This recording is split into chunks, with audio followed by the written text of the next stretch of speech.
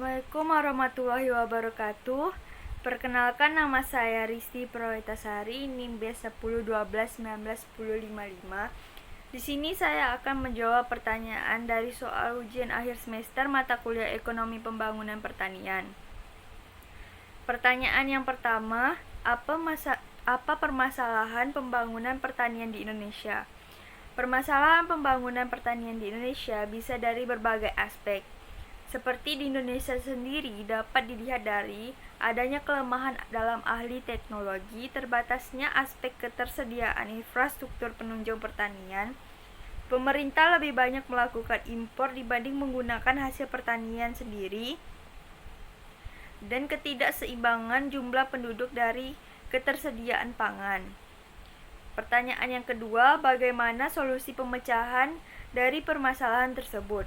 Dari permasalahan yang telah disebutkan tadi, yang pertama, adanya kelemahan dalam ahli teknologi. Menurut saya harus membangun kerjasama antara pemerintah atau swasta dengan petani dalam mengelola hasil pertanian dan menggunakan teknologi yang tersedia agar pembangunan menjadi lebih maksimal, serta petani akan fokus mengurus lahan pertanian mereka dan pemerintah atau swasta yang mengelola hasil pertanian dengan sistem teknologi. Selanjutnya yang kedua, terbatasnya aspek ketersediaan infrastruktur penunjang pertanian. Di sini, infrastruktur pertanian juga harus ditingkatkan untuk menunjang pertanian dan hasil pertanian, dan juga membuka lapangan usaha yang lebih luas seiring dengan bertambahnya infrastruktur pertanian. Yang ketiga, pemerintah lebih banyak melakukan impor dibanding menggunakan hasil pertanian sendiri. Di sini, pemanfaatan hasil tani dalam negeri juga harus ditingkatkan lagi oleh pemerintah agar para petani lebih sejahtera dalam perekonomiannya. Dan pemerintah juga harus mendukung para petani dalam meningkatkan kualitas hasil pertanian. Dan yang terakhir, ketidakseimbangan jumlah penduduk dari ketersediaan pangan. Pertumbuhan penduduk yang sangat pesat tidak seimbang dengan ketersediaan pangan. Pemerintah harus gencar untuk lebih ketat menerapkan program keluarga berencana kepada masyarakat dan meningkatkan ketersediaan pangan agar masyarakat dapat terpenuhi kebutuhannya. Selanjutnya, pertanyaan yang ketiga, bagaimana keadaan pembangunan pertanian setelah adanya pandemi COVID-19 ini? Di masa pandemi COVID-19 ini juga memberikan dampak bagi pembangunan di Indonesia, karena dalam sektor pertanian salah satu imbasnya yaitu terganggunya produksi petani di seluruh daerah.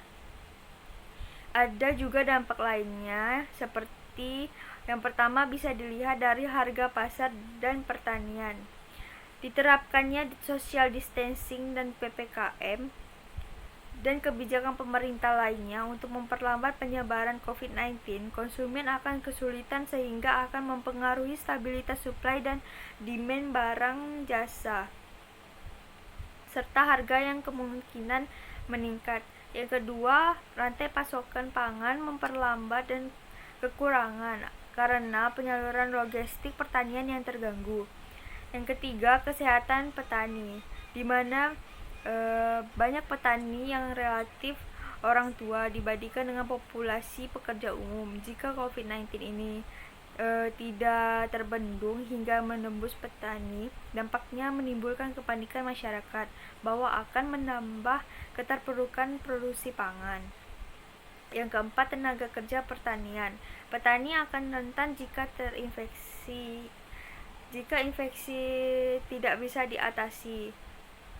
Yang kelima, keselamatan pekerja dan alat perlindungan diri, karena para peternak kemungkinan sangat rentan karena berbaur dengan kotoran.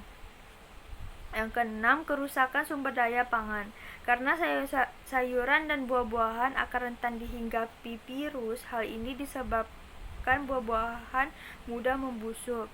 Secara khusus, COVID-19 sangat berdampak pada pertanian daerah.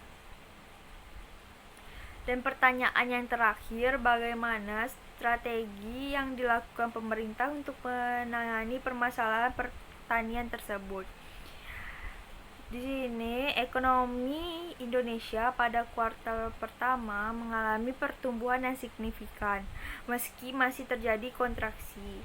Untuk tetap menjaga kinerja di sektor pertanian, yang pertama, pemerintah melakukan implementasi Undang-Undang Cipta Kerja untuk terkait penyederhanaan, percepatan, kepastian dalam perizinan, serta persetujuan ekspor atau impor.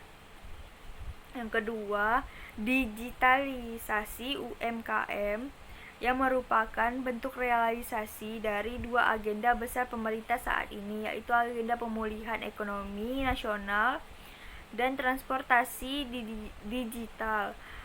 Yang ketiga, sinergi BUMN untuk distribusi hasil pertanian dari sentra produksi ke sentra konsumen, yaitu pengembangan sistem logistik pangan berbasis transportasi kereta api dalam bentuk distribusi pangan ke wilayah timur.